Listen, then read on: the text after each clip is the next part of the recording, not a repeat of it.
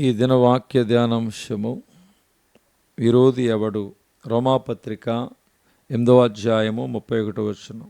ఇట్లుండగా ఏమందుము, దేవుడు మన పక్షమునుండగా మనకి విరోధి ఎవడు? అపోస్తలుడైన పౌలు అడుగుచున్న 4 సవాలుకరమైన ప్రశ్నలలో ఇది మొదటి ప్రశ్న. పూర్వము యోధ మతస్థుడై ఉన్నప్పుడు పౌలు ప్రభు యొక్క శిష్యులను బెదిరించుట, హత్య చేయుటను ప్రధానమైన పనిగా తలంచాడు. రాళ్లతో కొట్టి స్టెఫనును చంపినప్పుడు పౌలు అక్కడ ఉన్నాడు. స్టెఫను చావునకు అతడు సమ్మతించాడు. అపోస్తలుల కార్యం 7:60లో, అయితే దమస్కు మార్గములో ప్రయాణము చేయుచుండగా అగ్నిస్తంభము వంటి వెలుగులో నుండి ప్రభువు మాట్లాడెను. సౌలు, సౌలా, నీవేళ నన్ను హింసించుచున్నావు? నువ్వెవడవు అని అడగగా ప్రభు, నేను నీవు హింసించుచున్న యేసునని జవాబిచ్చెను. నీవు క్రైస్తవులను హింసించున్నట్లుగా తలంచుచున్నావు. నేను వారి పక్షమున ఉన్నాను.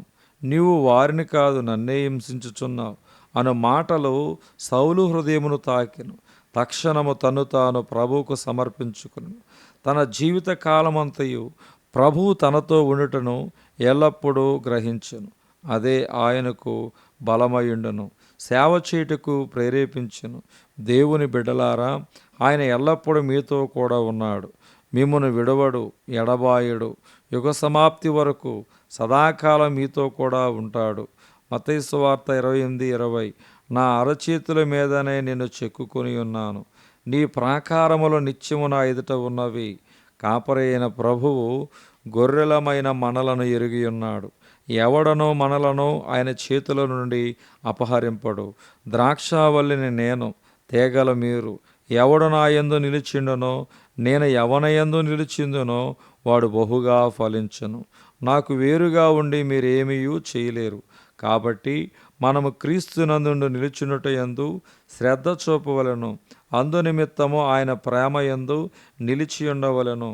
ఆనాడు ప్రభువు, మీరు నా దాసులు కారు, నా స్నేహితులు అని చెప్పెను.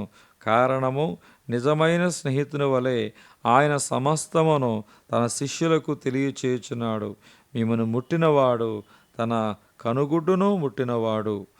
మరి దేవుడు ఈ దిన వాక్య ధ్యానమును దేవుడు దీవించునుగాక. ఆమేన్.